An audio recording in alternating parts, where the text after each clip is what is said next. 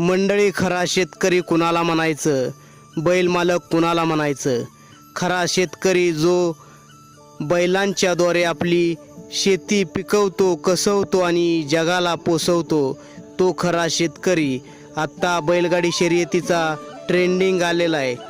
बैलगाडी शर्यतीत जो बैल पळतोय तो ठीक आहे, परंतु जो बैल पळत नाही तो नक्की जातोय कुठं हे आपल्या सर्वांना माहीत आहे.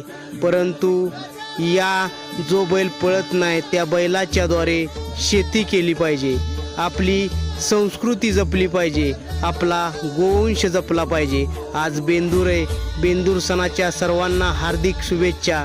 आपण बैलाच्या शेतीकडे वळलं पाहिजे, आपला गोवंश जगवला पाहिजे. गोवंश जगला तरच देश वाचल.